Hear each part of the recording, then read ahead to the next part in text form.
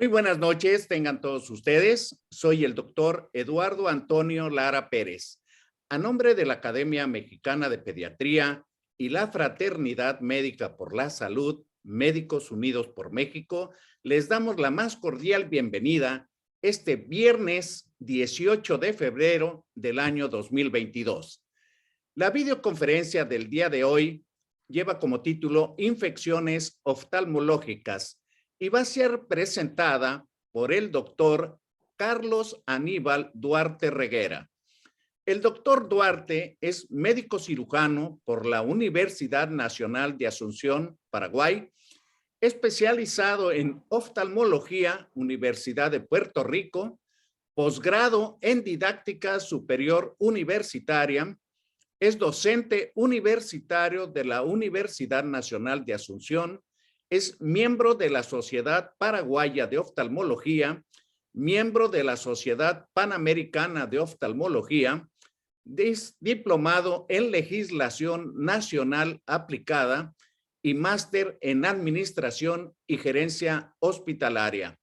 Es un gusto para mí ceder la palabra a nuestro invitado el día de hoy. Adelante, doctor Duarte. Muy buenas noches. Antes que nada, le agradezco infinitamente la invitación para dar una charla con respecto a infecciones oftalmológicas. Esto es una reseña del libro recientemente lanzado de la compañera y amiga, colega, profesora doctora Sonia Arza, que tuve el honor de participar como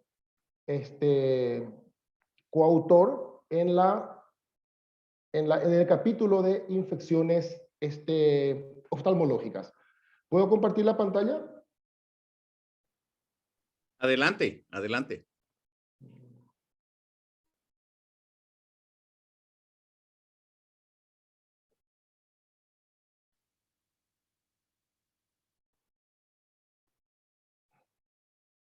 Si me confirman si tienen buen audio y sonido. Exactamente. Buena visión y buen audio. Adelante, doctor. Perfecto. Muy bien. Antes que nada, para mí es un honor compartir con ustedes esta tierra guaraní. Tengo el placer de haber conocido el país mexicano, tierra muy bonita, tierra muy culta, con sus músicas, su gastronomía, su gente. Estuve por última vez en el 2019 en el Congreso Panamericano de Oftalmología realizado en la ciudad de Cancún. Y bueno, ojalá todos los congresos panamericanos posteriores sigan haciéndose en Cancún, ¿verdad? Por lo menos hasta el año 2050. Después ya pueden cambiar de sede si es que lo quieren, ¿verdad? La Asociación Panamericana de Oftalmología la pegó con el lugar, ¿verdad? Pasamos muy bien, gracias a Dios, unos 7 días espectaculares en la ciudad de Cancún. Y bueno, también hemos aprendido muchas cosas, aparte de hacer un lindo turismo en una ciudad como Cancún, que es una ciudad realmente maravillosa. Bueno, hoy voy a hablar un poquito de infecciones oftalmológicas en pediatría. Como les había dicho, es un capítulo en el libro recientemente lanzado por la profesora doctora Sonia Arza, aquí en Paraguay. Es un libro que no está a la venta, que la editorial EFACIN, editorial Facultad de Ciencias Médicas, pone a disposición de todos los alumnos y también de los colegas médicos, de tal manera a poder ser un texto consultor sobre distintas ramas de la pediatría. Hablar un poquito de patologías palpebrales. Las patologías palpebrales generalmente son las patologías externas más frecuentes y normalmente siempre llegan primero a los colegas pediatras o a los colegas clínicos. Quiero hacer siempre una breve reseña anatómica de lo que es el párpado. Muchas veces nos olvidamos un poquito de lo que es la anatomía.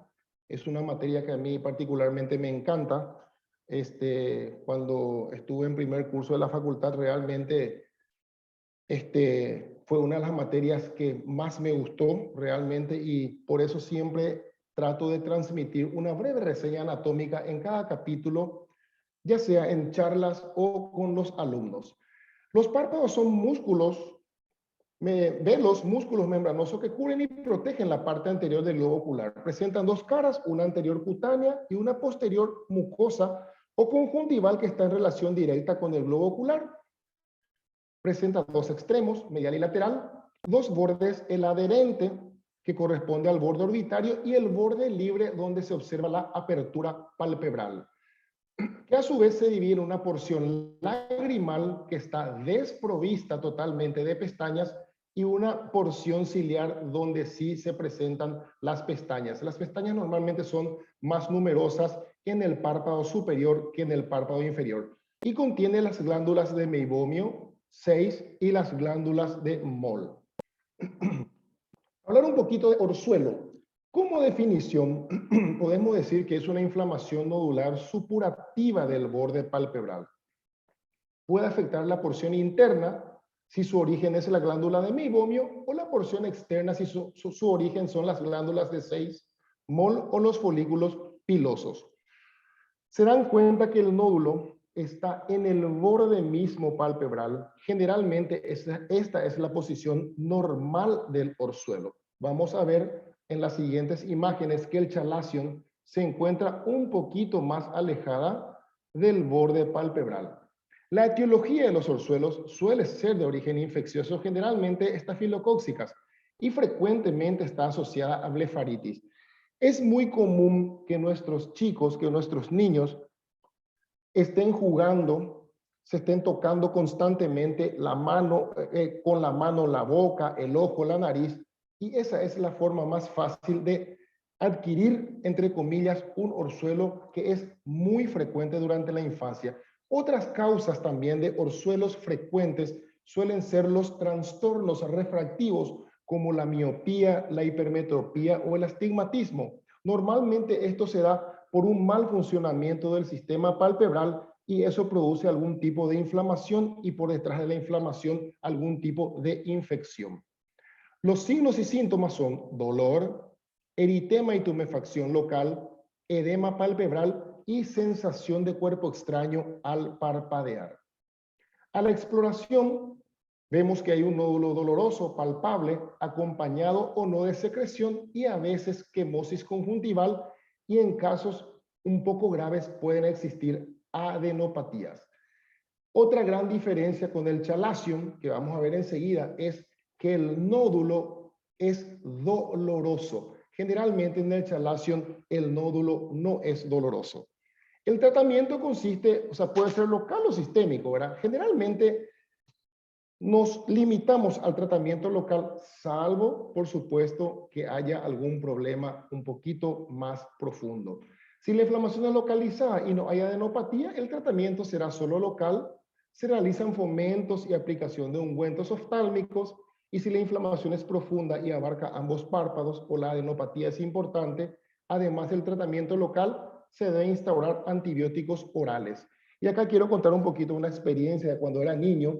Realmente con frecuencia tenía orzuelos y las abuelas y la mamá siempre decía que había que calentar el anillo de compromiso de oro y eso había que poner al orzuelo de tal manera a que desaparezca. Y más adelante entendí que era nada más que una forma de hacer algún tipo de fomento o la aplicación de algo caliente en la zona y posteriormente aplicar los ungüentos oftálmicos. O sea, dentro de la ignorancia medicinal que tenían los padres, como mis padres no son médicos, la pegaban en ciertas ocasiones con el tratamiento. Bueno, ahora sí, hablemos un poquito del chalazion. Por definición, es también una lesión inflamatoria crónica provocada por la obstrucción del conducto glandular de las glándulas de meibomio. Los factores predisponentes son pacientes con acné y dermatitis seborreica. Y acá está una de las diferencias con el orzuelo. Clínicamente aparece en su etapa aguda como una hinchazón roja y blanda que puede reabsorberse espontáneamente y luego evoluciona hacia un nódulo firme.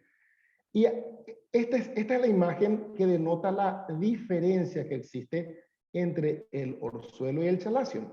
Habíamos visto que el orzuelo normalmente se ubica en los bordes palpebrales y el chalazion se ubica más bien en la zona media del párpado.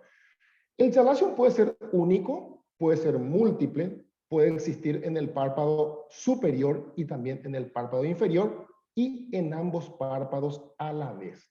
A la exploración notamos que es un nódulo indoloro de la zona media palpebral, superior e inferior, y puede ser único o múltiple. Puede reabsorberse espontáneamente con la aplicación de fomentos y ungüentos oftálmicos con corticoides. Ahora, si no se resuelve, requerirá tratamiento quirúrgico. ¿Qué pasa en estos casos? ¿Por qué nosotros siempre llegamos a la cirugía con la mayoría de los pacientes? Porque los chalazions en la primera etapa son hallazgos casuales. Normalmente el paciente consulta por otro motivo, puede ser por un problema refractivo, puede ser por picazón, ojo colorado, sensación de cuerpo extraño, porque en un principio este nódulo que aparece acá ya visible, inclusive sin lámpara de hendidura, es muy pequeño. En esa etapa sí es fácil que se reabsorba espontáneamente, pero ya en esta etapa nodular es más complicado y generalmente siempre o en un gran porcentaje de los casos llegamos a la extirpación quirúrgica, que no es nada complicada. Se vierte el párpado, ya sea el superior o inferior, y se realiza una pequeña punción en la zona interna conjuntival del párpado y con una cureta se extrae todo el contenido que no es más que una grasita que se extrae y ni siquiera hay necesidad de ocluir el ojo. Por seguridad le aplicamos ungüentos oftálmicos y de repente como que acá la gente es muy difícil y muy reacia a cualquier tipo de tratamiento, solemos ocluir por precaución durante 6 a 8 horas, más bien para que el paciente no esté fregándose constantemente el ojo. Blefaritis. La blefaritis es una condición frecuente y continua que consiste en la hinchazón e inflamación de párpados donde se hallan los folículos pilosos. Normalmente el motivo de consulta del paciente es: doctor, tengo caspitas en el ojo. Primeramente es estéticamente muy feo, sobre todo ya en la etapa más crónica, y en una última etapa produce caída de pestañas. Eso se llama madarosis, sobre todo en las mujeres que normalmente suelen delinearse las pestañas. Es bastante feo, entonces más bien consulta por una razón estética antes que por una razón médica. Se conocen las variedades escamosa y ulcerosa. La escamosa se caracteriza por la hipertrofia y la descamación de la epidermis cerca del borde palpebral, dando como resultado edema y descamación, y la variedad ulcerosa, que es el resultado de una sobreinfección agregada, existe inflamación purulenta de las glándulas, engrosamiento del borde palpebral bilateral. Las causales suele haber una obstrucción o mal funcionamiento de las glándulas situadas en el borde del párpado, exceso de grasa en el margen palpebral, lo que crea un ambiente muy favorable para la proliferación de bacterias y provoca la llamada blefaritis estafilocócica. Dermatitis seborreica, por supuesto, que produce caspa en el cuero cabelludo, cejas o incluso las pestañas, y otros trastornos de la piel como rosácea, que suele ser más frecuente en adulto, psoriasis. También la condición de ojo seco suele ser predisponente a que el paciente pueda adquirir un cuadro de blefaritis. Los signos y síntomas: vasos dilatados en el borde palpebral, enrojecimiento del borde palpebral, una sensación de cuerpo extraño, arenilla e inflamación en la superficie ocular, sobre todo al parpadear, porque esas caspitas suelen caer dentro del ojo, lagrimeo más abundante de lo normal, pérdida difusa de pestañas, como les había dicho, o crecimiento anormal de las mismas, pestañas desviadas, que en oftalmología le denominamos triquiasis, y la inflamación de los párpados. Normalmente, para que sea un poco más fácil, yo le suelo explicar al paciente de la siguiente manera. que la blefaritis tiene 3 fases. La primera fase es la inflamación del borde palpebral.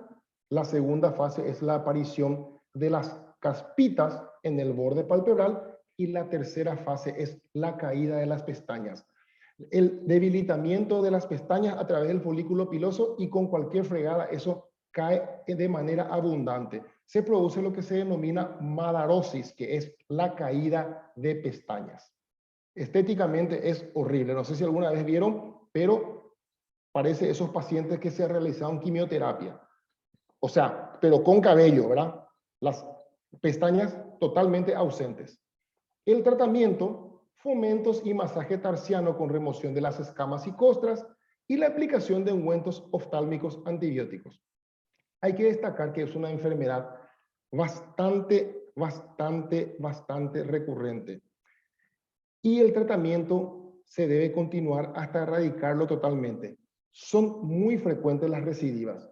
Normalmente a mis pacientes yo les digo que se traten cada 3 a 4 meses, que hagan el tratamiento ya profiláctico.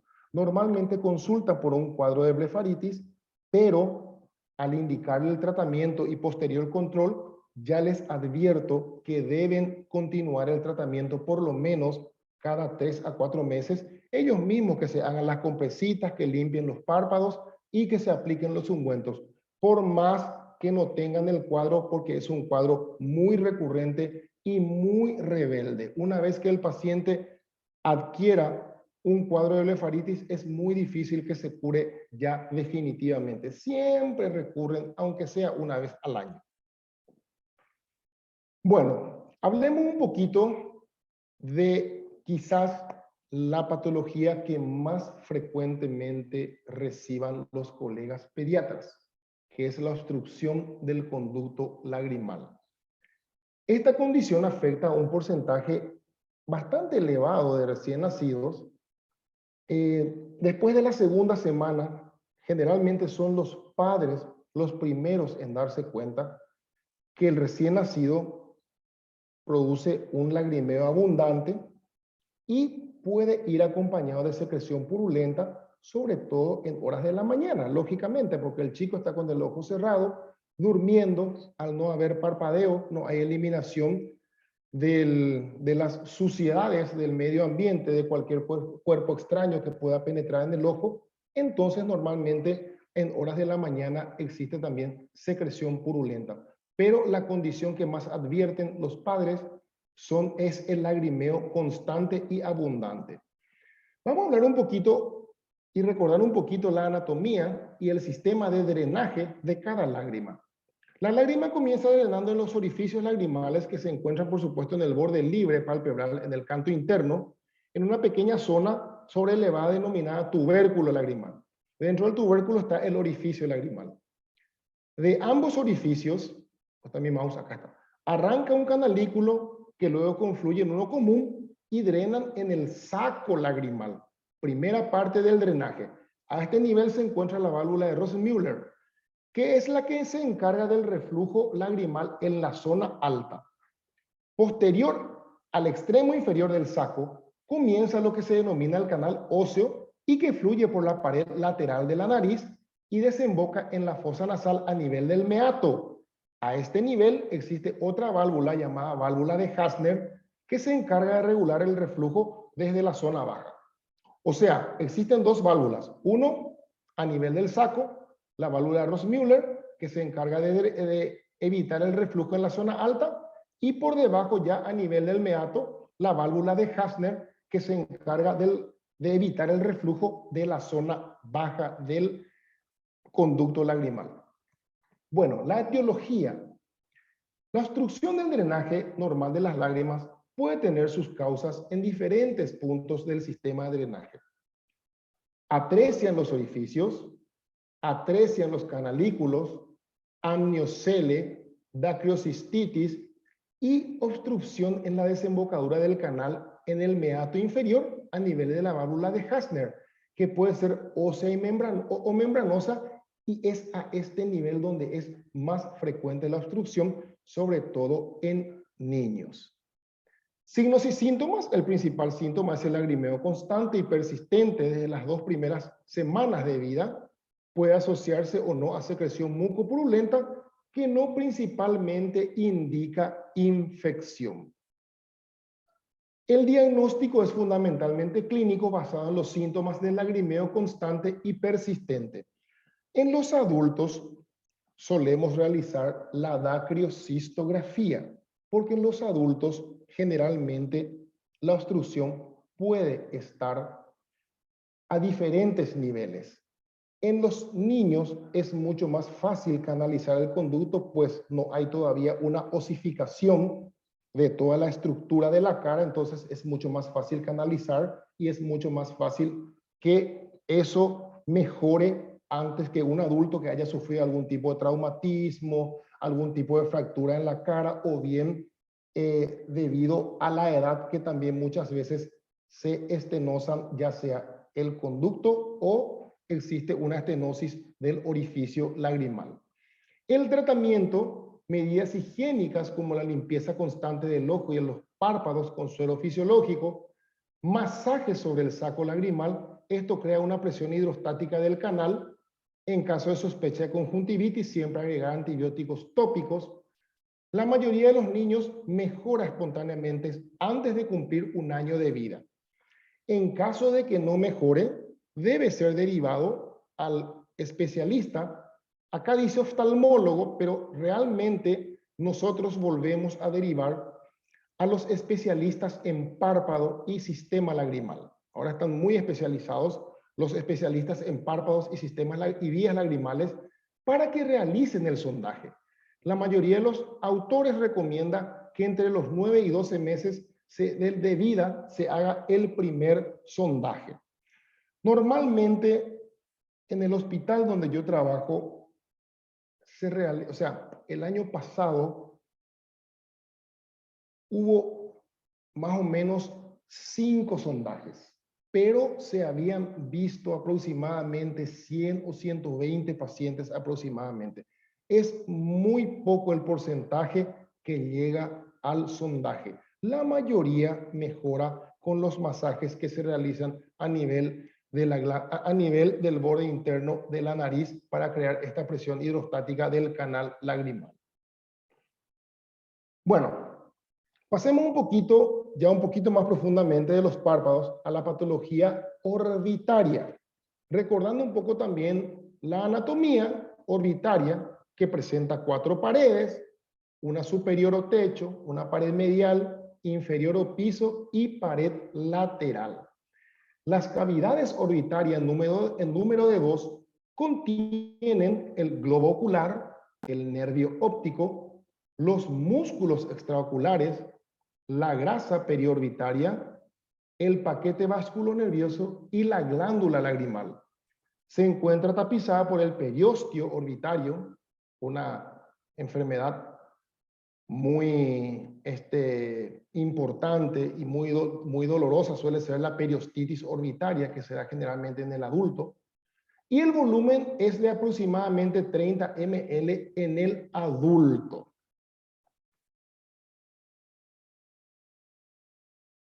Las infecciones pueden variar entre celulitis preseptal y abscesos o celulitis orbitaria. En niños es más frecuente la preseptal y suele ser secundaria a infecciones, laceraciones cutáneas, picaduras de insecto y en ocasiones una infección de las vías aéreas superiores. Los signos y síntomas son tumefacción y edema de párpados con mayor frecuencia del párpado superior, quemosis conjuntival y dolor a la palpación. El diagnóstico se basa fundamentalmente en la clínica, pero siempre es importante la tomografía computarizada para descartar una afectación orbitaria. El tratamiento, como son solo los tejidos externos que se encuentran por delante del tabique de los afectados, suelen responder muy bien a la terapia antibiótica vía oral o intravenosa en casos excepcionales. Acá tenemos la imagen de un paciente con una celulitis preseptal. Acá notamos que el párpado está cerrado, pero este párpado es muy fácil, la apertura de este párpado es fácil. No es como la celulitis orbitaria que vamos a ver enseguida, la imagen, cómo está más tumefacta, más eritematosa y es más difícil la apertura palpebral. Generalmente estos pacientes no tienen apertura palpebral espontánea, pero sí el médico al levantar el párpado es bastante fácil la apertura palpebral y casi sin resistencia. La infección, ahora pasamos a la celulitis orbitaria. La infección de tejidos blandos situados por detrás del tabique orbitario. Las causas, la relacionada con sinusitis, la más frecuente y suele ser secundaria a sinusitis etmoidal, la procedente de estructuras adyacentes, dacrocistitis, infecciones dentales, postraumática y postquirúrgica. Los factores de riesgo, inmunodepresión, infección sinusal bacteriana, absceso dental, traumatismos locales, cirugías dental, palpebral sinusal orbitaria, diabetes mellitus, dacrocistitis, conjuntivitis gonocócica, obstrucción del conducto lagrimal y también la desnutrición. Acá observamos un paciente con un importante eritema, edema e hinchazón palpebral, una quemosis conjuntival importante que incluso se exterioriza a través de la apertura palpebral. En estos casos el párpado está tumefacto, está con una temperatura levemente aumentada y en estos casos sí es difícil la apertura palpebral. Primero, por la resistencia que presenta el párpado. Segundo, por el dolor que presenta el paciente. Los signos y síntomas. Edema y eritema palpebral de instauración bastante rápida, quemosis conjuntival importante, proptosis, dolor, disminución de la motilidad ocular que puede llegar a una oftalmoplejía, disminución de la agudeza visual, mal estado general, fiebre, cefalea, secreción nasal purulenta y halitosis. El diagnóstico se realiza por ecografía ocular y tomografía computarizada con contraste que puede mostrar un aspecto hiperintenso y estriado de la grasa que indica una inflamación difusa y también a través de la resonancia magnética. Procedimientos y diagnóstico. Cultivos y pruebas especiales. Se realiza punción lumbar si se sospecha de afectación meningea. Y el diagnóstico diferencial de la celulitis orbitaria, síndromes inflamatorios, vasculitis, pseudotumor inflamatorio, hemorragia orbitaria postraumática, neoplasias de crecimiento rápido, infecciones no bacterianas como herpes, hongos y parásitos. El tratamiento. El diagnóstico y la intervención médica precoz, por supuesto, son fundamentales en este caso.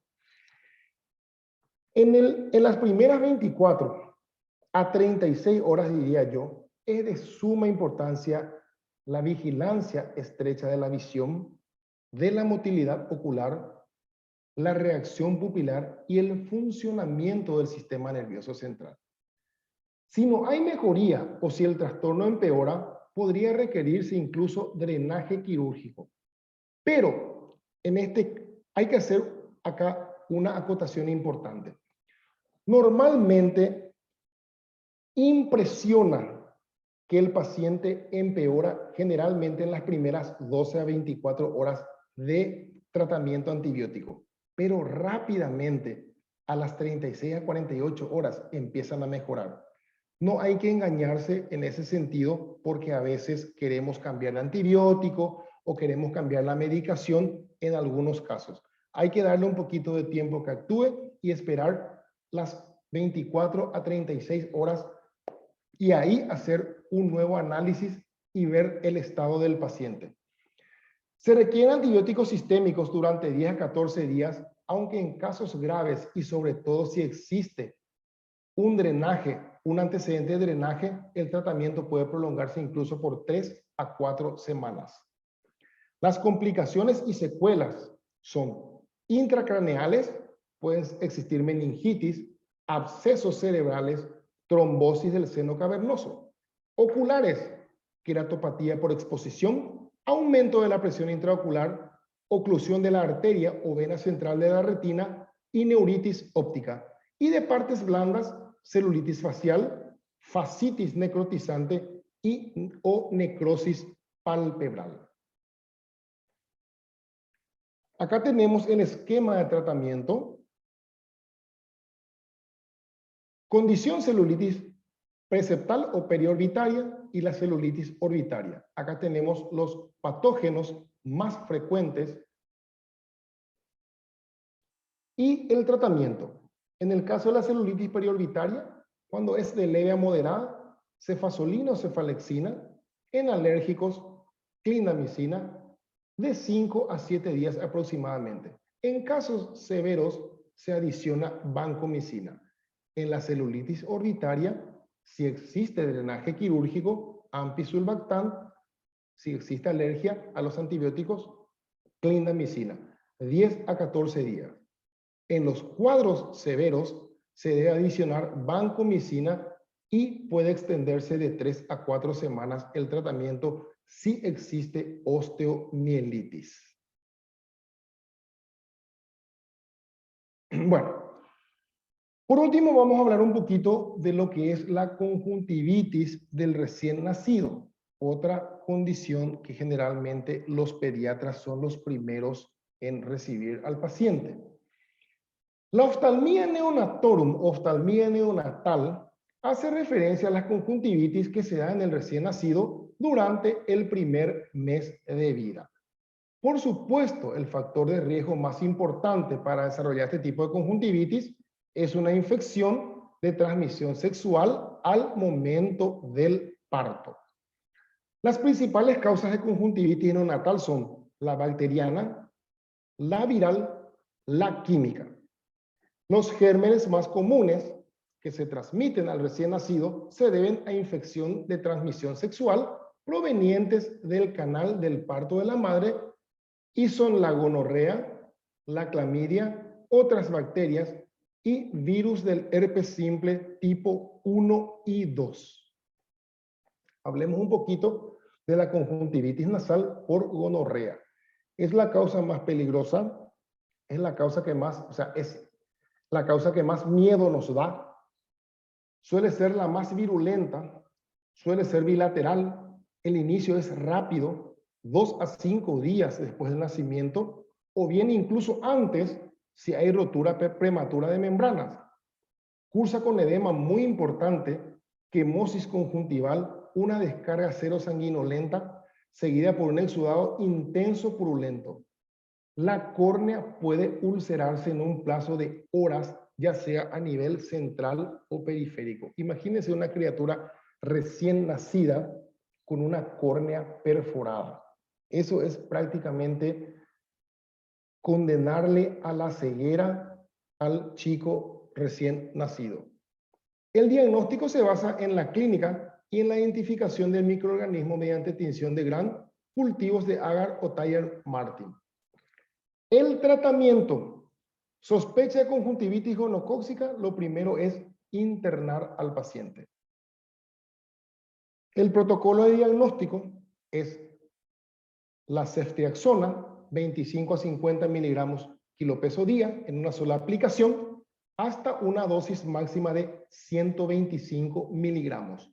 Como fármaco alternativo podemos utilizar la cefotaxima, 25 miligramos kilopeso día, vía intravenosa o intramuscular cada 12 horas por 7 días o dosis única de 100 miligramos kilopeso intramuscular o intravenosa. Lavado constante con solución salina isotónica para eliminar toda la descarga y evitar adherencia por las secreciones, y no es necesaria la terapia, la medicación tópica. ¿Por qué? Porque con el tratamiento general, el paciente tiene grandes posibilidades de curarse del cuadro. Y si solamente hacemos medicación tópica, no tiene ningún sentido porque no va a mejorar de ninguna manera el cuadro. Entonces, generalmente no utilizamos medicación tópica una vez que empecemos a utilizar las medicaciones intravenosas o intramusculares.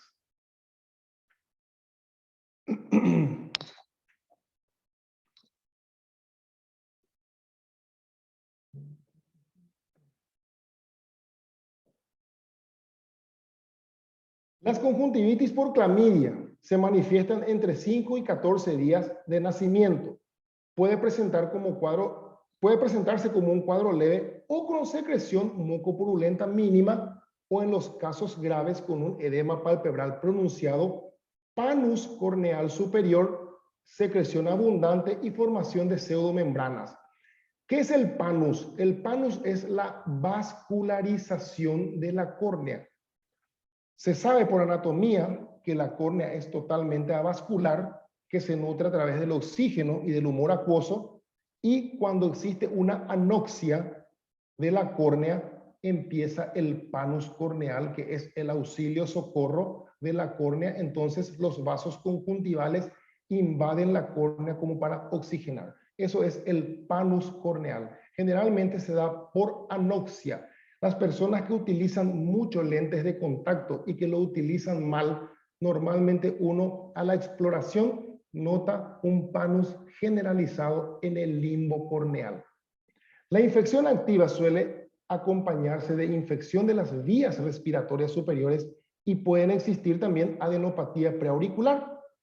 Puede dejar secuelas a largo plazo como retracción cicatrizal de la conjuntiva palpebral, queratopatía, ectropión o triquiasis.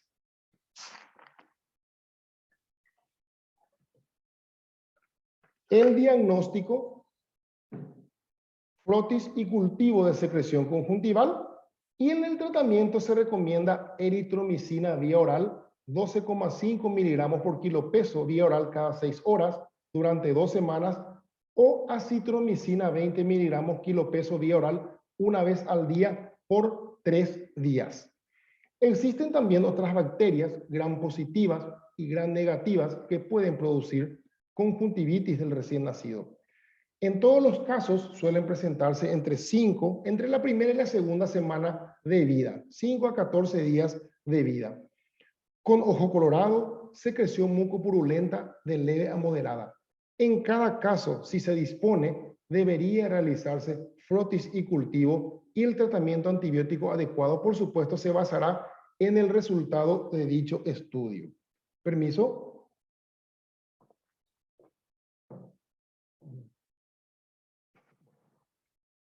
Conjuntivitis herpética. La conjuntivitis herpética últimamente se ha convertido en un problema creciente debido al aumento de la incidencia de herpes genital. Suele aparecer también en las primeras 2 semanas del parto. En la mayoría de los casos está dada por el herpes simple tipo 2. Esto es en los niños. En los adultos, la queratitis herpética normalmente suele estar más relacionada con el herpes tipo 1. La afectación puede dar como resultado una infección local o también diseminada. Las secuelas oculares pueden ser queratitis epitelial y del estroma, cataratas, corioretinitis y neuritis óptica. El diagnóstico se establece al identificar las microdendritas o úlceras corneales geográficas. El patrón que presenta es tan característico que con una sola vez en su vida, si ven una queratitis herpética, nunca la van a olvidar. Enseguida vamos a ver las imágenes. Los estudios de raspado conjuntival pueden revelar presencia de células gigantes multinucleadas e inclusiones eosinófilas intranucleares. El diagnóstico se confirma con cultivos virales, y la conjuntivitis por adenovirus suele asociarse a hemorragias subconjuntivales. Este es el patrón característico de la queratitis herpética. Esto es una queratitis herpética en un paciente adulto teñido con fluoresceína. También solemos teñir con rosa de Bengala. El patrón es el mismo para el herpes simple tipo 1 y para el herpes simple tipo 2. Es increíble el patrón dendrítico que produce, y como les dije, una sola vez en su vida, cuando lo observan, nunca más se van a olvidar. Generalmente, o sea, nosotros miramos con lámpara de hendidura, por supuesto. Esta es una foto de lámpara de hendidura, pero con una buena visión y con una buena tinción se observa fácilmente este patrón en la córnea del paciente, ya sea niño o adulto. El tratamiento se realiza de manera tópica con medicación antiviral. y también considerar el tratamiento sistémico con aciclovir si el cuadro no mejora o si se sospecha de infección intraocular diseminada. Hay que evitar en lo posible la medicación tópica que contenga corticoides, por supuesto. En nuestra experiencia hospitalaria, sobre todo con adultos, normalmente siempre le agregamos el tratamiento sistémico con aciclovir porque nuestros pacientes tienen la costumbre de venir una sola vez a la consulta, se le realiza el diagnóstico, se le realiza el tratamiento y nunca más vuelve. Entonces, normalmente utilizamos todo nuestro arsenal como para que ese tratamiento funcione.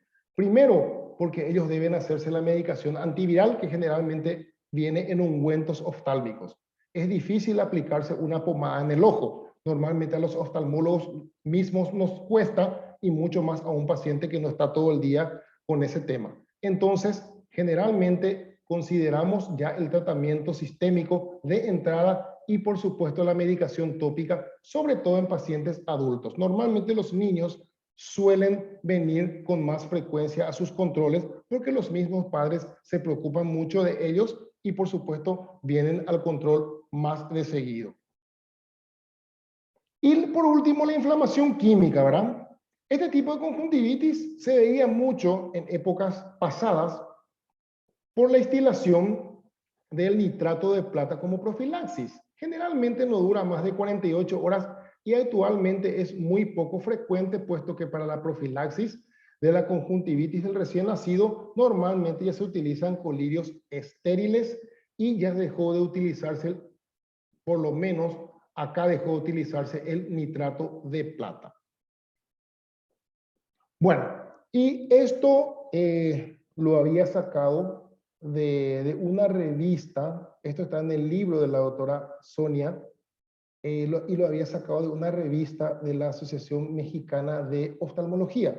Como les dije, tuve la suerte de estar en México en el año 2019, en el último Congreso Panamericano. Me suscribí a una revista y me pareció muy interesante el nivel de intervención para evitar la oftalmia neonatal y sus consecuencias. Realmente esto parece tan sencillo, tan fácil, algo tan, no sé, algo tan normal, pero es tan difícil llegar al paciente y es tan difícil que el paciente cumpla con estos 4 ítems. Primero, la prevención de enfermedades de transmisión sexual a la población a través de programas educativos referentes al comportamiento sexual, promoviendo relaciones monógamas y el uso de preservativos como barrera. La vigilancia prenatal, aunque usted no lo crea, como dice un famoso periodista acá en Paraguay, normalmente las mujeres no asisten a sus tratamientos prenatales. Muy poco es el porcentaje de mujeres que realmente realizan el tratamiento prenatal adecuado acá en nuestro país. ¿A qué se debe eso? A muchos factores, quizás pobreza, quizás la falta de caminos, quizás la falta de transporte o mismo la falta de interés. Y hasta hoy día los partos caseros o partos en centros asistenciales donde no existe el más mínimo, la más mínima condición como para dar a luz a una criatura, siguen asistiendo las madres ahí, sobre todo las madres del interior, ¿sí? La aplicación, por supuesto, de profilaxis ocular a todo recién nacido y el diagnóstico temprano y tratamiento adecuado de la oftalmía neonatal, particularmente de la infección gonocócica, como les dije, que es el cucú nuestro, y con esto prevenir la ulceración de la córnea y, por supuesto, detrás de la ulceración de la córnea, la ceguera. Muchísimas gracias por su atención y estoy abierto a responder algunas preguntas, sobre todo las que pueda responder las personas que estén interesadas en preguntar algo. Muy amable, doctor. Si quiere dejar de compartir su pantalla. Muchas gracias, doctor Duarte. Un panorama muy extenso, muy ambicioso, que lo hizo usted entendible y muy fácil. Le agradezco. Hay tenemos asistentes de varias partes. Saludos desde Argentina, le envían. Gracias, muy Eh, amable. Fíjese que dentro de los factores de riesgo como desencadenantes en ocasiones de infecciones, hay algo que es muy frecuente ahora en los niños, sobre todo los niños escolares, incluso en edades preescolares, el uso de pantallas. O sea, pantallas me refiero a la tableta, a Sí, la computadora, a los smartphones, y mucha gente culpa, incluso los médicos, que el estar tanto tiempo viendo pantallas irrita los ojos, les produce prurito y con frecuencia el estarse rascando los ojos o estarse tallando los ojos favorece infecciones. ¿Qué nos puede decir de eso? bueno, en primer lugar, el uso continuo de cualquier dispositivo electrónico, lo primero que uno hace es estar constantemente con el ojo abierto, concentrado en lo que uno está haciendo. Eso a lo primero que lleva es a ojo seco. Normalmente un paciente produce un parpadeo reflejo cada 6 a 7 segundos. Está demostrado que una persona que utiliza mucho los implementos electrónicos parpadea cada 12 a 15 segundos. O sea, 4 parpadeos en un minuto es poquísimo. Eso lleva a ojo seco.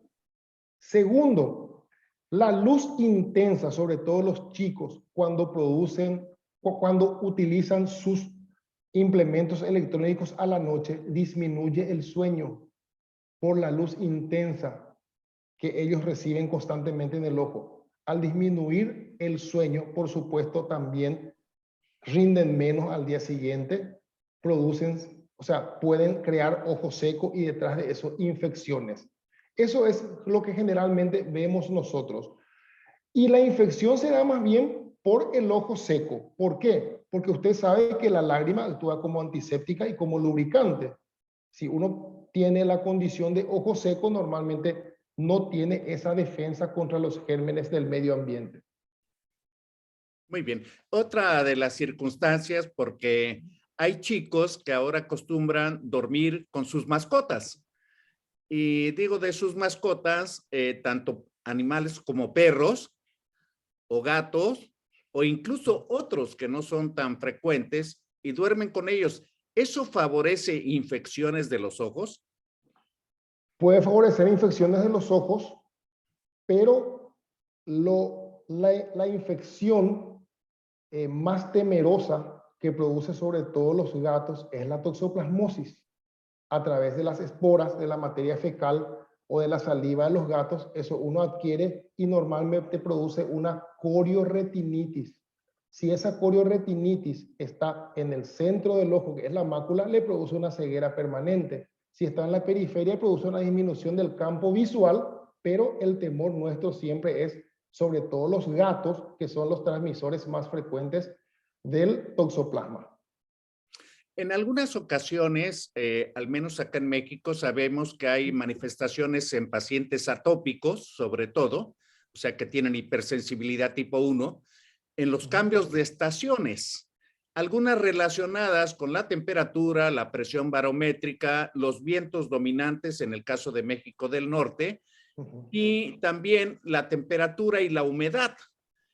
¿Esto tiene alguna influencia directamente con el caso de irritación e infección? Sí. Actualmente nosotros acá en Paraguay estamos sufriendo una falta de lluvia tremenda. Y desde la Argentina, desde una ciudad fronteriza con Paraguay que es Corrientes, hay muchos incendios forestales y nos está llegando el humo hasta acá. Particularmente esta mañana en el consultorio atendí 15 pacientes, de los cuales 12 vinieron por irritación de los ojos. Y todo es debido al ambiente. Inclusive los padres refieren también dificultad respiratoria. El ambiente, si yo le muestro lo que es el ambiente en Paraguay, es humo, es humo. Todo el día tenemos humo. Hace mucho tiempo no llueve y eso por supuesto favorece la infección, favorece ojo seco, todos los gérmenes que están circulando en el medio ambiente, eso por supuesto uno lo absorbe todo. Y no solo estamos viendo muchas infecciones oculares, sino que también muchas infecciones respiratorias. Y seguramente desde hace unos años hemos hecho conciencia con respecto a algunos otros factores en los que ahora con la comunicación en tiempo real prácticamente de cualquier parte del mundo, pues nos enteramos de erupciones de volcanes, nos enteramos de catástrofes como la arena del desierto y otra serie de circunstancias. Usted mencionaba el caso de los incendios forestales. En México también tenemos, ahora no porque estamos en el invierno, en México, pero es muy frecuente eso en el verano. Me imagino que ustedes que están en el verano, pues es parte de lo que están sufriendo. Acá en la zona donde yo vivo, donde tienen todos ustedes su casa, que es el Golfo de México, en el puerto de Veracruz, hay un fenómeno muy interesante con respecto a todos los vientos que levantan, todo lo que hay en el mar. Y como el Golfo de México es como si fuese una gran coladera con una sola salida y entrada, hay una serie de situaciones de productos orgánicos, inorgánicos, tóxicos, etcétera, que se levantan en la baja mar con los vientos del norte. Aquí ya hemos detectado que todas las personas que están enfrente a los vientos dominantes del norte, pues tienen problemas oculares de irritación crónica. Eso, ¿cómo se podría prevenir? Por Primero ejemplo, con la... perdón, Sí. quiero esto porque hace más o menos unos 40 años, no estoy hablando de poco, se construyó, hace más de 40 años, se construyó una planta de tratamiento de aguas residuales en lo que es el puerto de Veracruz al descubierto, pero a favor de los vientos del norte. Entonces las colonias que estaban hacia el sur, pues recibían todo eso que estaba levantando el aire y luego se devastó una serie de pineras y nopaleras en dunas de arena, que era una barrera natural. Entonces, seguramente que la deforestación, los asentamientos irregulares, la falta de servicios, las correderas de agua en las lluvias y todo esto, pues ha de traer un ecosistema que irrita los ojos, seguramente. Lo primero que hay que hacer para evitar la irritación de los ojos es siempre mantener bien lubricado. El ojo seco es la condición que más frecuentemente irrita los ojos. Y un punto muy importante que me olvidé de mencionar en el apartado anterior es que normalmente las personas que se frotan el ojo tienden a producir queratoconos de manera mecánica. ¿Por qué? Porque las uniones del estroma corneal son débiles, sobre todo en niños, y ellos crean un queratocono inducido al frotarse el ojo. Entonces, evitar en lo posible frotarse los ojos, instilar lágrimas artificiales constantemente para mantener lubricado el ojo y, por supuesto, en los casos de irritación o ojo colorado, de repente podríamos instilar colirios antialérgicos, colirios antiinflamatorios, corticoides suaves, pero nunca dejar de instilar lágrimas artificiales porque las condiciones de ojo seco por el ambiente mismo que estamos sufriendo, yo creo que no solo a nivel regional, sino que a nivel mundial, el tema del cambio climático, el calor intenso en algunos lugares, el frío intenso en otros lugares, siempre produce una disminución de los fluidos corporales y sobre todo de la lágrima, y eso causa mucha irritación y una sensación de malestar general. Inclusive los pacientes con ojo seco generalmente ni siquiera duermen bien.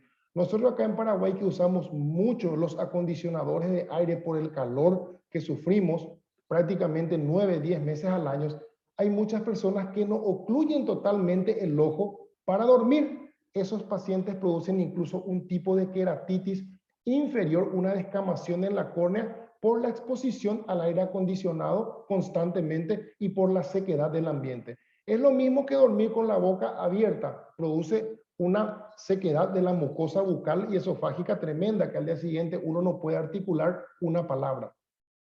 Muy bien, hay una serie de circunstancias porque hay una relación muy directa acerca de todo aquello que irrita además zonas de transición, no solamente de piel y mucosa, sino que cómo se podrían en la vida actual en la que tienen que vivir nuestros niños con una serie de estímulos muy importantes, con la luz de verano, los días largos, el meterse a una piscina, a una alberca, el cloro o los desechos orgánicos que puede haber ahí, o meterse al mar, abrir los ojos, irritarse con estas series de estímulos y de agentes que pueden producir fenómenos inflamatorios y secundariamente infección.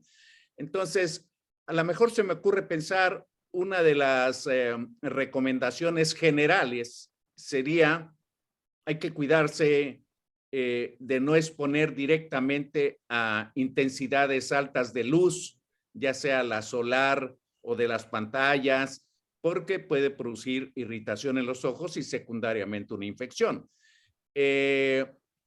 Las cuestiones de recomendaciones para algunos chicos, dependiendo de la piel que tengan con respecto a cuánto tiempo se pueden asolear o exponerse al sol, si van de excursión o a una alberca o al mar, ese es un factor de riesgo importante. De manera general, ¿usted nos podría dar alguna recomendación general, así, del cuidado de los ojos, por así decirlo? Bueno, lo primero es un buen lavado a la mañana al despertarse, porque siempre amanecemos con el ojo relativamente sucio y con una mínima secreción. Depende mucho del sistema lagrimal. Las mujeres, no digo en el caso de las niñas, que ellas no se maquillan, pero hay muchas mujeres que duermen con el maquillaje. Eso normalmente, el maquillaje penetra dentro del ojo y produce ciertas infecciones. Ahora, en los chicos normalmente siempre tiene que haber un límite de tiempo para cada actividad que realiza, sobre todo en ambientes abiertos. Hay veces que los padres vienen y me dicen a mí, doctor, ¿le puedo decir a mi hijo que deje de usar su celular durante 3 o 4 horas? Entonces yo le entro por el lado del fútbol. ¿Vos jugás fútbol? Sí juego. ¿Y cuánto jugás? 20-20 o 15-15. ¿Y cuánto tiempo descansás? 10 minutos. Ah, entonces usa tu celular media hora, usa 25 minutos, 35 minutos y descansa unos 5 o 10 minutos, así como haces con el fútbol o con el tenis. Todo deporte tiene su periodo de descanso, entonces toda actividad también debería tener un periodo de descanso. Esa es la forma que yo suelo de repente enseñarle a los chicos, entrarle un poquito, porque es muy difícil a veces con ellos hacerles entender, sobre todo con el tema del celular, que están ahí 4 o 5 horas. Y como dije anteriormente, eso produce una sensación de ojo seco tremendo, también dificultad para el sueño, y eso lleva ya a otras cuestiones generalmente un poquito más graves. Aquí me están enviando un mensaje por WhatsApp que por favor le pregunte, en el caso de las niñas adolescentes, cuando vienen grandes cambios hormonales, si estos cambios hormonales les traen alteraciones en los ojos. Normalmente si presentan algún tipo de vicio de refracción, empiezan a aumentar a esa edad. Las miopías, la hipermetropía o el astigmatismo, una vez que comiencen los cambios hormonales, empiezan a aumentar muy rápidamente, más o menos a los 12, 13 años en las mujeres y en los 14, 15 años en los varones. Muy amable, doctor. Bueno, por desgracia estamos llegando al tiempo destinado a esta plática. Yo quisiera que mandara un mensaje final de su excelente presentación antes de que cerremos la grabación de esta plática. Bueno, antes que nada agradecer la invitación. Para mí es un honor estar compartiendo con colegas mexicanos, o sea, de otros países. Y bueno, cuidar los ojos. Espero que la charla les haya servido. Normalmente, como yo suelo decir, la oftalmología y la dermatología son materias que una sola vez se tienen en la facultad, nunca más. Si hablamos de diabetes, si hablamos de hipertensión, prácticamente en toda la facultad se repite. Entonces, siempre es un poco importante tener alguna charla oftalmológica para refrescar un poquito los conocimientos y sobre todo cuidar un poquito ese órgano tan importante como es el ojo, el aparato ocular, ¿verdad? Le agradezco infinitamente la atención a todos y espero muy pronto volver a México, un país que realmente muy caro a mis sentimientos por muchas razones, ¿verdad? Desde el Mundial de México 86, donde participó Paraguay y tuvo una muy buena actuación, le tengo una simpatía al país mexicano y siempre sigo su cultura, su música, su fútbol y también sus paisajes y sobre todo sus hermosas playas. Pues muchas gracias por sus comentarios.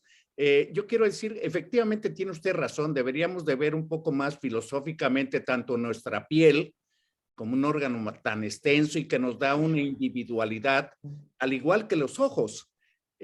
Los ojos nos dan una identificación, una individualidad y además son muy expresivos de nuestras emociones.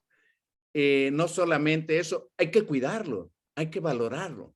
Es algo valioso que nos pertenece y nos hace únicos. Quiero, a nombre de la Academia Mexicana de Pediatría, de la Fraternidad Médica por la Salud, Médicos Unidos por México, agradecer la excelente presentación de este tema de infecciones oftalmológicas del doctor Carlos Aníbal Duarte Reguera.